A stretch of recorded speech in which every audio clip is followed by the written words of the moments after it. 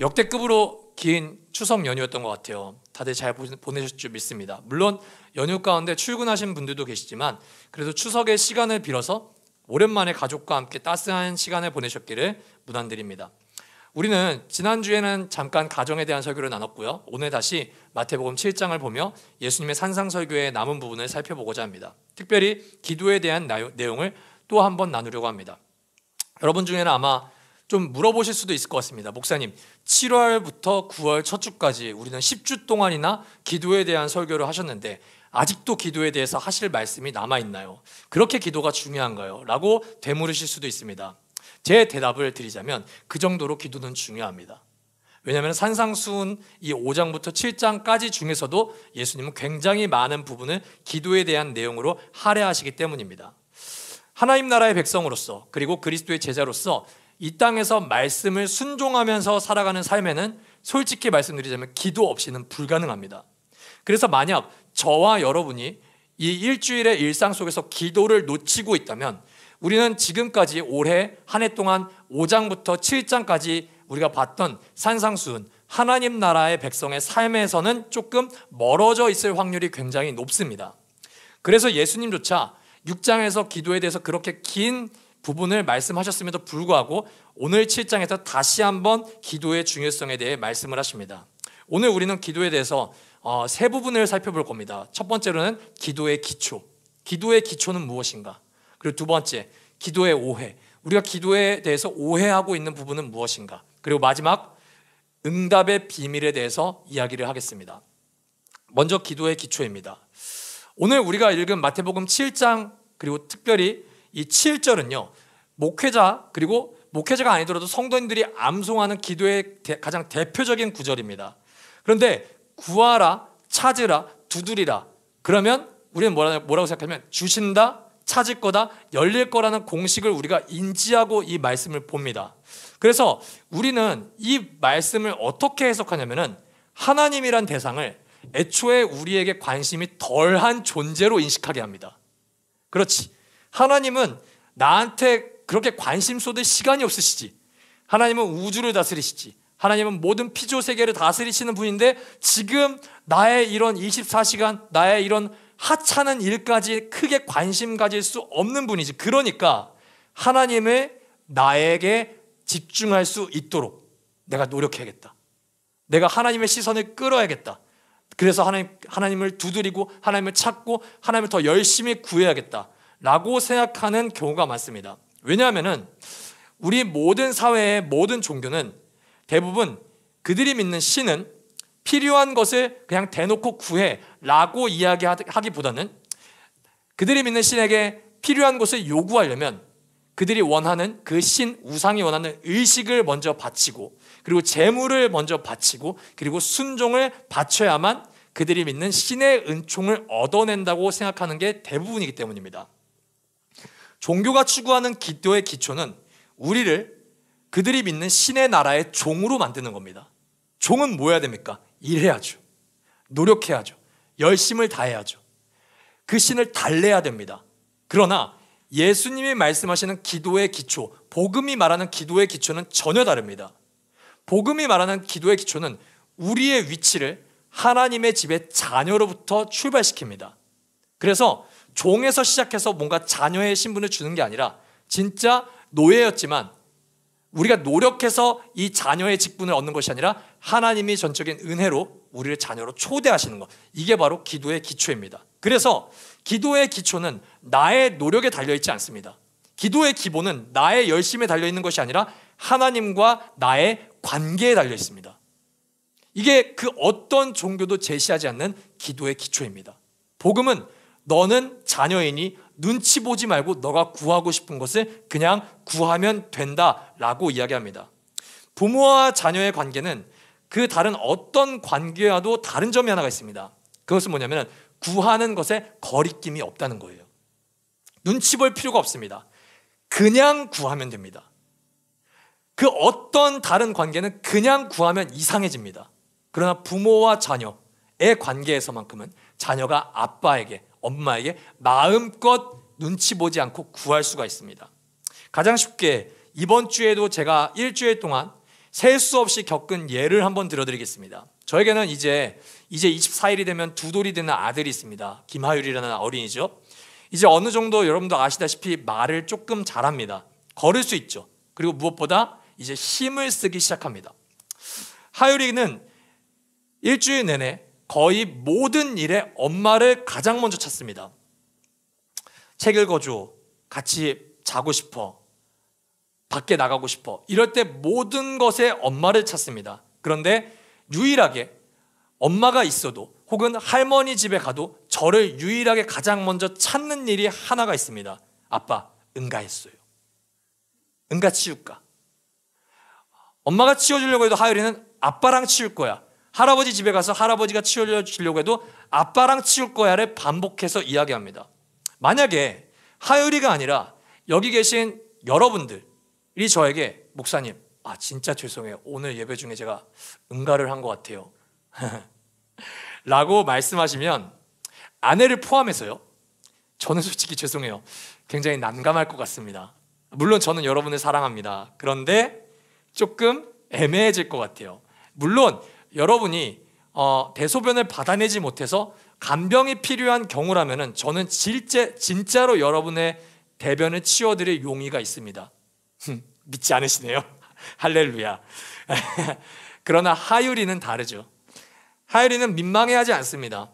웃으면서 얘기를 합니다. 그리고 만약 제가 안 보여서 아내가 치워주려고 하면 아빠하고 치울 거야. 아빠 어딨어? 라고 말하면서 아빠를 찾기 시작합니다. 때로는 설교를 듣고 있는 아내에게 미안한 말이지만 하율이가 귀찮을 때가 있습니다. 그래서 몰래 핸드폰이나 책을 가지고 안방에 가거나 어떤 방에 가서 문을 닫고 숨어 있을 때가 있습니다. 그러면 이제 힘이 세지고 그리고 인식을 어느 정도 할 수 있는 하율이는 그 방을 두드리기 시작합니다. 아빠 응가 치워줘. 아빠 일어나. 아빠 나와. 이거를 외칩니다. 여러분, 제가 지금 말씀드린 제 아들의 모습이 아빠의 눈치를 보면서 자신의 노력과 선행, 깨끗함을 통해 아빠를 감동시켜서 아빠의 능력을 움직이고자 하는 인내로 보이십니까? 아니죠. 얘가 지금 인내하고 있는 것은 하나도 없습니다. 심지어 얘는 가장 어떻게 보면 우리가 민망해하고 꺼려하고 더러운 일마저도 저에게 서슴없이 부탁하죠. 왜요? 아빠의 능력을 의지해서요? 아니죠. 얘가 아빠의 능력이 얼마나 큰지 뭘 알겠습니까? 사실 이것은 아빠의 힘과 아빠의 기저귀를 치울 수 있는 능력을 의지하기보다는 너무나도 자연스럽게 아빠의 사랑을 신뢰하며 자신의 필요를 이야기하는 자녀의 고백입니다. 저는 응가 때마다 어쩌면 한 주를 돌아보니 진짜 응가를 할 때만 저를 찾는 아이의 외침을 보고 이 새끼 봐라. 감히 날 이용하려고 해? 너 밥 먹을 때 의자에서 안 일어나면 치워줄게. 혹은 얘 청소년 되면은 내 말 더럽게 안 들을 것 같은데? 얘 결혼하면은 출가하면은 나랑 거의 완전 출가 외인같이 살 것 같은데? 라고 의심하면서 이 아이의 외침에 응답하지 않는 적이 단 한 번도 없습니다. 오히려 아빠가 필요해 라고 말하는 이 아이의 말에 저는 자녀의 사랑 고백으로 인식합니다. 자녀로서 사랑받기 때문에, 그리고 부모로서 제가 사랑하기 때문에 내 모습에 눈치 보지 않고 구하고 찾고 두드릴 수 있는 것, 그게 예수님께서 오늘 우리에게 말씀하시는 기도의 기초입니다. 여러분, 기도는 노력으로 얻어내는 게 아닙니다. 여러분들이 금식을 해야, 여러분들이 헌금을 해야, 여러분들이 기도의 시간을 늘리고 기도의 일수를 늘려야지 하나님이 당신의 기도에 응답하시는 게 아니라 여러분은 그냥 구하면 됩니다. 그냥 여러분들의 마음을 솔직하게 구하셔도 됩니다. 왜냐하면 저와 여러분과 하나님은 사랑의 관계 안에 있기 때문입니다. 근데 기도에 대해서 오해할 때가 있습니다. 우리가 하나님을 아버지라고 부르고 진짜 나를 사랑하신다는 것을 믿기는 믿는데 기도의 자리를 굳이 힘을 내서 구하고 찾고 두드리지 않는 이유들이 몇 가지가 있습니다. 다양한 이유들이 있겠지만 기도에 대한 그런 반론으로 저는 두 가지 이유에 대해서 짚고 넘어갔으면 좋겠습니다. 첫 번째는 기도에 굳이 시간을 쏟을 필요가 없다고 생각하는 일들이 우리에게 많기 때문입니다. 이거를 저는 기도의 불필요성이라고 정의하겠습니다. 일상생활에서 우리가 기도하지 않고도 편하게 사는 사람들을 많이 봅니다. 예수를 믿지 않아요. 그래서 당연히 기도도 안 해요. 그런데 예수 믿고 교회를 다녀도 기도하지 않음에도 불구하고 나보다 더 일상을 편하게 살고 나보다 더 행복을 누리는 것 같은 사람들을 많이 봅니다. 몇 가지 예를 들어볼까요? 여러분, 농부는요, 기도해야지 수확을 얻는 게 아닙니다. 농부는 노동에 의해서 많은 수확을 얻습니다. 시험은 어떻습니까? 여러분, 시험 보는 걸 생각해 보십시오. 시험은 기도를 많이 하는 애가 잘 볼까요? 공부를 많이 하는 애가 잘 볼까요? 공부를 많이 하는 애가 당연히 잘 보죠. 취업은 어떻습니까? 기도를 많이 하는 사람이 취업이 잘 되나요? 그렇지 않습니다. 스펙을 더 잘 준비하고 면접을 잘 준비하는 사람이 취업에 합격할 확률이 훨씬 더 높습니다. 여러분, 이 원리에 따라서 우리가 어떤 시험을 앞두고 기도를 하나도 안 하고 열심히 공부만 했어요. 기도 하나도 안 하고 열심히 일만 했어요. 기도 하나도 안 하고 열심히 스펙을 준비했어요. 그래서 시험에 합격합니다. 사업을 열심히 해서 사업이 번창합니다. 취업도 잘 됐습니다. 돈도 잘 법니다. 여러분, 근데 이렇게 우리가 성공을 하게 되면 한 가지 문제점이 생깁니다. 뭘까요? 이 사람은 절대로 자신에게 찾아온 이 축복이 하나님으로부터 온 것이라고 고백하지 않습니다. 내가 노력한 건데, 내가 일한 거야. 내가 죽어라 고생했어. 내가 죽어라 준비한 거야. 절대 하나님께 감사할 필요가 없습니다. 물론 교회를 다니기 때문에 그저 형식적으로 하나님의 은혜예요 라고 곱상하게 위선을 떨 수는 있지만 진짜 내 영혼에서 깊게 터져나오는 감사와 경배는 하나님께 드리지 않을 거라고 저는 100% 장담합니다. 내 노력에 대한 합당한 보상이니까요. 그런데 만약 이 모든 일에 대해서 기도하며 준비한 사람이 똑같이 합격했고 똑같이 성공했고 똑같이 문제가 해결됐을 경우에 뭐가 달라질까요? 성공은 똑같습니다. 근데 한 가지가 추가되죠. 이 성공은 내 노력으로 이룬 대가라고 생각하지 않습니다. 기도한 사람들은요. 기도한 사람들은 물론 내가 열심히 했지만 이 모든 결과를 이루신 분은 하나님이시라고 고백하죠. 당연히 이 성공 뒤에 뒤따라오는 것에는 감사가 포함됩니다. 그저 기도를 하나도 하지 않고 하나님을 찾지 않은 사람이 이룬 성공 속에 그 사람은 하나님을 찾지 않습니다. 내가 야근한 거야. 내가 남들 놀 때 내가 뼈 빠지게 일한 거야. 내가 준비한 거야. 그 사람의 준비, 그 사람의 공로에 대한 보상밖에 없죠. 그러나 기도한 사람은 하나님의 은혜라는 단어가 반드시 튀어나옵니다. 그리고 그 은혜는 우리를 감사의 자리로 이끌게 됩니다. 두 사람의 비교가 되십니까? 결과는 똑같습니다. 똑같이 합격입니다. 똑같이 성공입니다. 똑같이 문제가 해결됩니다. 그런데 남는 것이 다릅니다. 기도를 안 한 사람은 자기밖에 안 남아요. 그러나 기도를 한 사람은 하나님의 은혜가 남습니다. 이 기도를 안 한 사람은 자기가 이룬 것에 대한 이 결과에, 성공에 내가 노력했으니까 됐지. 그래서 이제 더더욱 노력해야 됩니다. 그치? 이 적자 생존의 시대에서, 이 무한 경쟁의 사회에서 노력하지 않으면 살아남지 못하지. 그러니까 나는 더 일해야 돼. 그러니까 나는 더 나를 증명해야 돼. 이 사람은 불안해집니다. 그러나 이 끊임없이 자신을 위해서 자기가 구원해야 되는 인생과 다르게 하나님이 내 인생을 책임지시고 하나님의 은혜가 나의 삶을 붙들고 있다고 고백하는 사람은 이런 불안함에 떨지 않습니다. 물론 실패할까 봐 오는 불안함은 있습니다. 그러나 이 불안함이 내 인생을 모두 휩쓸고 가진 않습니다. 왜냐? 이 불안함보다 크신 하나님이 내 인생을 책임지신다는 확신이 있기 때문입니다. 그래서 기도하는 사람은 자신의 노력과 능력만을 의존하진 않습니다. 자신의 노력이 실패할 수도 있다는 전제를 늘 안고 살아갑니다. 그러나 확신하는 게 있습니다. 하나님의 능력에는 실패가 없다는 것을요. 그리고 설령 내가 내 노력과 내 열심으로 내가 원하는 결과를 얻지는 못할지라도 하나님이 원하시는 결과로 나를 이끌어간다는 그런 믿음이 반드시 존재합니다. 그래서 기도한 사람이라고 무슨 일에 대해서 노력을 안 하는 것은 아닙니다. 그러나 기도하는 사람의 삶에는 내가 반드시 하나님을 의존해야 안전함을 늘 의식하고 살아갑니다. 그리고 그런 과정 속에서 하나님의 은혜가 나를 보호하고 있음을 발견하며 그는 평안으로 안식을 누립니다. 기도하는 사람은 결국 그 안식의 달콤함 때문에 계속해서 기도를 찾으며 기도의 자리를 놓치지 않으며 하나님의 아름다움을 발견하게 됩니다. 그래서 존 스토트 목사님은 이 기도하는 사람에 대해서 이런 설명을 합니다.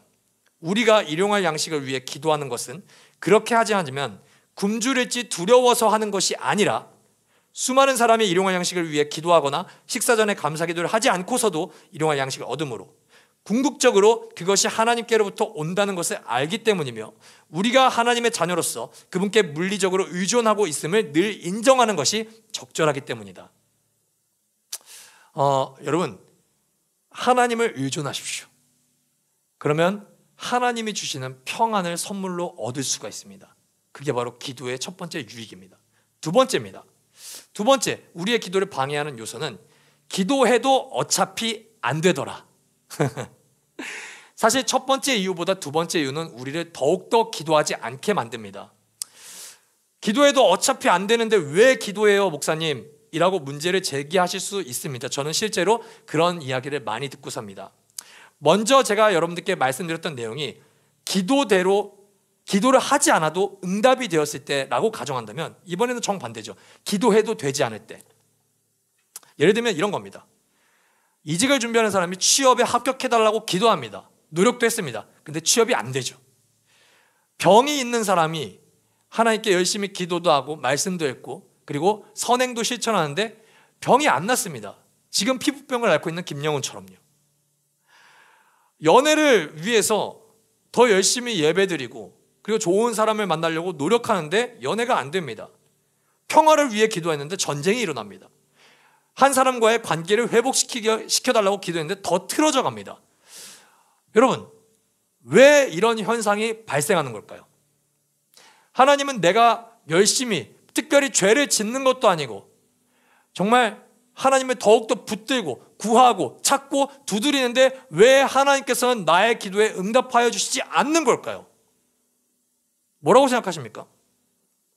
다양한 답들을 적어왔습니다. 제가 했던 말도 있고요. 여러분들이 아마 교회를 다니면 이 문장을 많이 들어보셨을 것 같아서 적어왔습니다. 성도님, 하나님은 우리가 기대하지 않는 방법으로 응답하세요. 하나님은 우리가 응답될 때까지 기도해야 됩니다. 우리의 정욕대로 기도해서 그래요. 이게 제일 싸가지 없는 응답이죠. 그리고 더 짜증나는 응답, 성도님의 기도가 하나님의 뜻에 벗어나 있기 때문에 그래요. 그리고 제일 맞는 것 같은데 제일 동의하기 어려운 목회자들의 답변, 기도 응답은 성도님 예스만 있는 게 아니에요. 노라고 응답하실 수도 있어요. 그리고 기다려라고 응답하실 수도 있어요. 여러분, 참 목회자들은 저를 포함해서 빠져나갈 구멍을 항상 만들어가는 존재인 것 같습니다. 이런 말들은 다 맞는 말일 수 있습니다. 근데 제가 이 피부 때문에 미칠 것 같아서요. 제가 요즘에 하루에 잠을 5시간 이상 자본 적이 없거든요. 3시간마다 깹니다. 너무 가려워서. 근데 이런 문장을 저에게 대해서 답변을 제시했을 때 위로가 되진 않더라고요. 제가 마음이 삐뚤어서 그런지는 모르겠습니다. 굉장히 짜증만 나더라고요. 근데 이번 설교를 준비하면서 내 기도가 왜 응답이 안 되는지는, 여러분의 기도가 왜 여러분들의 기도대로 응답이 안 되는지는 제가 감히 알 수 없지만 설교를 준비하면서 두 가지 경우를 한번 생각해 봤습니다. 첫 번째, 만약 내가 쏟아놓는 기도대로 다 이루어질지니 라고 응답하시는 분이 하나님이시라면 그게 램프의 요정 지니와 뭐가 다를까? 그건 오히려 내 인생을 다스리시고 내 인생을 다 알고 계시고 내 인생을 가장 좋은 곳으로 인도하시는 하나님이 아니라 내가 통제할 수 있고 내가 시킬 수 있고 내가 명령할 수 있는 종이 아닐까? 이게 설교를 준비하면서 가장 첫 번째로 들었던 질문이었습니다. 그리고 두 번째로는 이런 생각을 한번 해봤습니다. 오늘 주일 예배를 이제 대한민국의 많은 분들이 드리면서 각자가 원하는 바를 하나님께 쏟아내는 기도를 넘치도록 할 겁니다. 대한민국뿐만이 아닙니다. 세계에 하나님이라는 존재를 믿는 그리스도인들, 시차는 다르겠지만 그들이 하나님을 예배하고 하나님께 기도하는 모든 크리스천들의 기도를 다 모아서 그대로 이루어 주시는 하나님을 생각했을 때, 과연 우리가 자고 일어나서 맞는 월요일 맞이하는 이 세상은 천국에 가까울까요? 지옥에 가까울까요? 저는 만약에 모든 그리스도인들, 모든 하나님의 자녀의 기도대로 하나님이 응답해 주신다면 내일 우리의 삶에는 지옥이 펼쳐지지 않을까라는 생각을 감히 해봅니다. 왜냐하면 우리의 기도에는 솔직히 하나님의 나라와 그의 의를 구하기보다는 솔직히 말해서 우리의 정욕과 세속적인 우리의 욕망을 투영하는 기도가 훨씬 더 많기 때문입니다. 만약 우리의 기도대로 계속해서 응답하시는 하나님이라면 이제 우리는 기도조차도 조심스럽게 해야 될 겁니다. 왜냐? 말하는 그대로 우리의 인생에 펼쳐지기 때문이죠.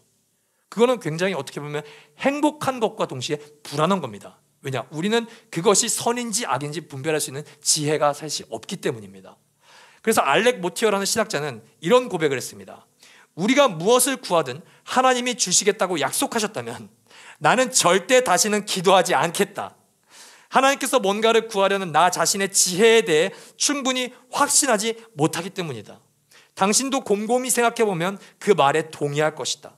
하나님의 기도에 대한 약속들이 우리가 구하는 무엇이든 우리가 그것을 구하는 때에, 그리고 우리가 구하는 바로 그 조건으로 주기로 서약하시는 것이라면 연약한 인간의 지혜에 견딜 수 없는 짐을 부과하는 셈이 될 것이다. 우리가 어떻게 그 짐을 견딜 수 있단 말인가? 여러분, 지나온 세월 가운데 여러분들이 했던 기도들을 리마인드 해보십시오. 하나님, 저 사람과 결혼하면 참 행복할 것 같아요. 물론 그 사람과 결혼해서 행복한 사람도 있을 겁니다. 하지만 그 사람과 결혼하지 않은 사람도 있을 겁니다. 하나님, 저 직장만 들어가면 내 인생이 행복해질 것 같아요. 저 공간만 계약하면 내 인생이 행복해질 것 같아요. 저 사람과 친하게 지내면 내 인생이 행복해질 것 같아요. 여러분, 그 기도가 정말 여러분들이 원했던 선대로 다 이루어졌습니까? 아닐 겁니다. 여러분, 생각보다 저와 여러분의 지혜는 굉장히 미약합니다. 우리는 앞날을 알지 못합니다. 우리는 전지적 작가 시점, 전지적 통치자 시점에서 우리의 인생을 정확하게 바라볼 수 있는 지혜가 없습니다. 그래서 오늘 예수님은 이렇게 말씀하십니다. 9절에서 10절 다 같이 한번 읽어보겠습니다. 시작.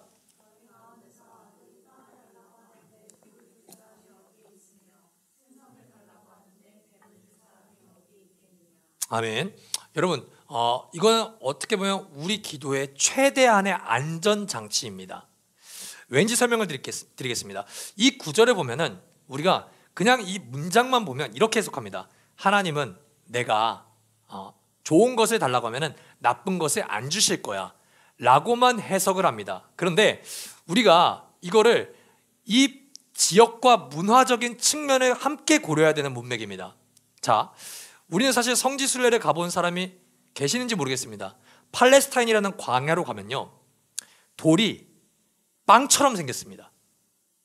우리가 생각하는 그 거칠은 빵의 표면과 돌이 굉장히 흡사합니다. 그래서 이 돌들 틈에 빵이 섞여 있으면 이 빵인지 돌인지 분간이 안 됩니다. 그리고 여기서 생선을 달라고 하는데 뱀을 줄 사람이 있겠느냐 할 때 이 생선과 뱀도 마찬가지입니다. 오늘 그리팅 시간에 한 분이 이런 얘기했죠. 오늘 한 주 가운데 가장 맛있게 먹은 음식이 장어라고요. 여러분, 뱀장어와 그리고 물뱀을 놓고 비교할 때 멀리서 보면 이게 생선인지 이게 뱀인지 헷갈립니다. 그래서 우리가 우리의 지혜로는 하나님께 마치 빵을 달라고 기도하고 마치 생선을 달라고 기도하는 것 같이 보이지만 하나님의 시선으로 봤을 때 우리가 하나님께 지금 하나님 돌을 주십시오, 하나님 뱀을 주십시오 라고 기도하는 것처럼 하나님께 보일 수도 있다는 겁니다. 여러분, 하나님은 내 눈에 보기 좋은 것을 우리에게 주시는 분이 절대 아닙니다. 하나님은 내 기분을 충족시키는 것을 주시는 분이 아닙니다. 그러면 위험해집니다. 여러분, 만약에 내 기분을 충족시키기 위해서 하나님, 난 지금 도파민이 필요해요. 하나님, 나는 지금 마약이 터졌으면 좋겠어요. 하나님, 나는 저 여자를 갖고 싶어요. 하나님, 나는 저 재산을 갖고 싶어요. 계속 이렇게 뭔가 내 머릿속의 기분을, 쾌락을 충족시키는 기도를 계속 하나님께 드린다고 예를 들어 봅시다. 이거는 응답되면 굉장히 위험한 기도입니다. 하나님은 우리의 눈에, 그리고 우리의 기분에 좋은 것을 주시는 게 아니라 우리에게 유익한 것을 주시는 하나님이십니다. 왜냐하면 하나님의 지혜가 기도의 제목을 구하고 있는 우리의 지혜보다 훨씬 더 뛰어나시기 때문입니다. 우리는 하나님의 램프의 요정 지니처럼 지금 내가 모든 계획을 짜놨으니, 내 머릿속에는 이게 가장 최선의 것이니 이것을 하나님이 이루어 주시면 하나님도 좋고 나도 좋고 하나님께서 영광 받으실 거라고 착각합니다. 그렇지 않습니다. 때로는 나에게는 정말 좋지 않아 보이는데, 나에게는 심지어 이게 악해 보이는 것을 하나님께서 우리에게 허락하실 때가 있습니다. 왜냐? 그것이 우리의 삶에 유익하기 때문입니다. 그 사실을 우리가 신뢰할 때 우리는 어쩌면 우리의 기도대로 응답해 주시 않는 하나님이 참 다행이라고 감사할 수 있을 수도 있습니다. 오히려 우리는 우리의 기도대로 응답해 주시지 않는 하나님이 우리에게도 안전하다고 여겨질 수도 있습니다. 찬양의 가사처럼 다 이루어지지 않고 다 이해할 수 없을지라도 감사하며 날마다 순종하며 주 따르오리다. 그 가사처럼 하나님을 향한 기도는 포기하지 않을 수 있게 되는 겁니다. 왜냐? 하나님은 우리에게 유익한 것을 주시기 때문에요. 그렇다면 여러분, 마지막으로 기도 응답의 비밀입니다. 11절을 함께 다 같이 읽어보도록 하겠습니다. 시작. 너희가 악해도 너희 자녀에게 좋은 것을 줄 알거든 하물며 하늘에 계신 너희 아버지께서 구하는 사람에게 좋은 것을 주지 아니하계신. 저는 만약에 제가 바로 앞에서 이 예수님의 설교를 들으면 조금 기분 나쁠 것 같아요. 너희가 악해도. 예수님 대놓고 너희는 악하다고 말씀하시거든요. 근데 사실 오늘 말씀을 듣는 예수 그리스도의 제자라고 우리가 자칭 제자 혹은 진짜 제자, 이 모든 우리에게 사실 선함이 그렇게 많이 있나? 라는 것을 묵상했을 때 확실히 우리는 선함보다는 악을 추구하는 사람일지도 모르겠다는 생각을 합니다. 예수님은 제자들 그리고 우리가 악한 존재임을 압니다. 예수님은 이 산상설교에서 산에서 설교를 듣고 있는 제자들이 결국 십자가 밑에서 자신을 버리고 도망칠 존재임을 압니다. 자신을 저주할 존재임을 압니다. 자신에게 침을 뱉을 존재임을 압니다. 자신에게 모욕을 줄 존재임을 압니다. 그리고 우리 또한 늘 하나님의 나라와 하나님의 뜻보다는 자기의 세속적인 필요만 기도하는 존재가 우리임을 예수님은 너무나도 잘 알고 계십니다. 그럼에도 불구하고 하나님은 기도하는 사람에게 좋은 것을 주겠다고 약속하십니다. 여러분, 좋은 것이 대체 뭘까요? 이게 가장 중요하죠. 하나님이 우리에게 주시겠다는 좋은 것이란 무엇입니까? 여러분들의 기도대로 다 이루어질지니가 좋은 것인가요? 제가 설교 때 말씀드렸죠. 그게 아닐 수도 있다고요. 오늘 이 마태복음 구하라 주실 것이요 찾으라 찾아낼 것이요, 이것과 동일한 내용이 그대로 적혀있는 성경이 또 하나가 있습니다. 바로 누가복음이죠. 누가복음 11장을 한번 볼까요? 누가복음 11장에는요 하나님께서, 예수님께서 우리에게 좋은 것이 무엇인지를 정확하게 기록하셨습니다. 자, 누가복음 11장 13절 다 같이 한번 앞에 보고 읽어보겠습니다. 시작. 너희가 악할지라도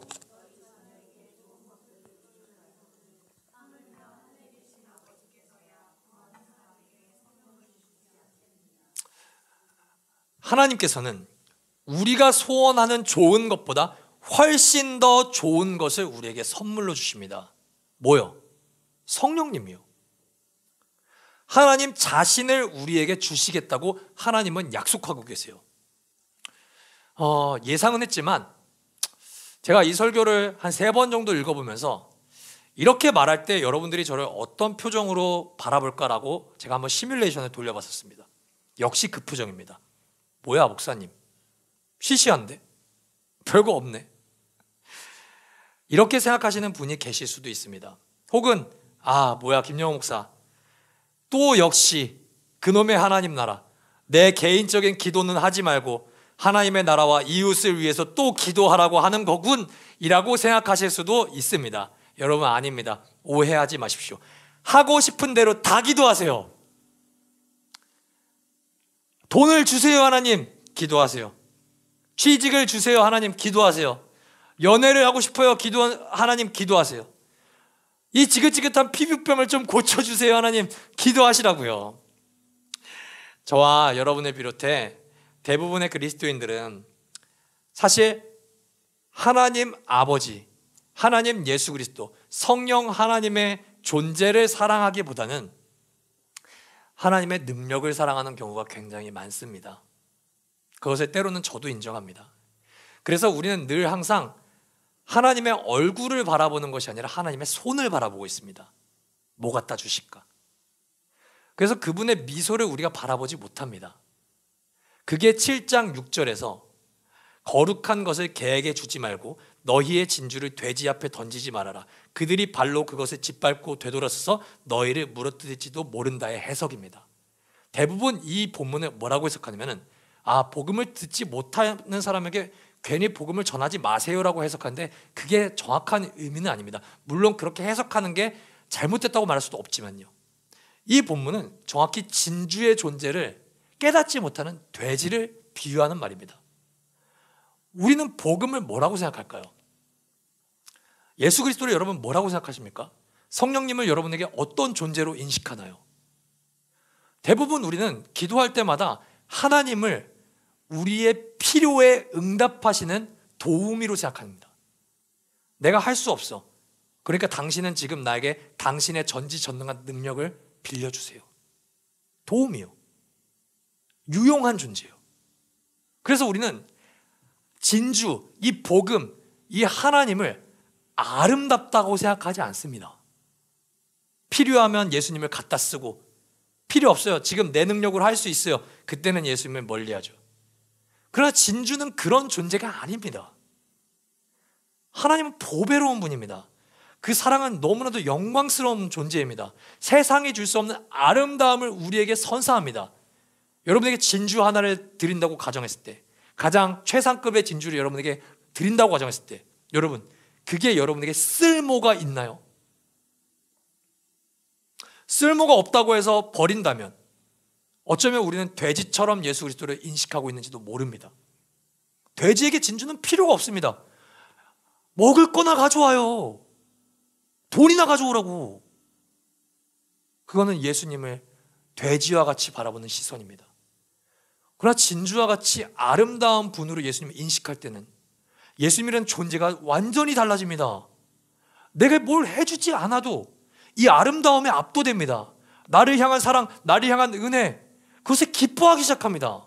여러분, 하나님이 나를 도와주시는 것보다 하나님이 나와 함께 한다는 사실이 얼마나 소중한지 아직 깨닫지 못하시는 분들도 계실 수 있습니다. 성경은 그런 사람을 거듭나지 못한 사람이라고 비유합니다. 그게 위험한 것이 아닙니다. 여러분에게는 이제 하나님의 아름다움을 소개하는 복음을 보시면 됩니다. 여러분, 혹시 성경을 읽는 게 어려우시고 하나님을 그냥 아버지로서 그 존재만으로 내가 그 존재의 아름다움을 직면하는 게 아직 어렵다고 생각하시는 분들은 제가 드라마를 하나 추천드리겠습니다. 올해라고 기억하는데 넷플릭스의 폭삭 속았수다라는 드라마입니다. 그 드라마를 여러분들이 꼭 한번 보셨으면 좋겠습니다. 거기에는 양관식이라는 아버지가 등장을 합니다. 그 주인공은 아내와 자녀를 위해 자신의 모든 평생을 다 바칩니다.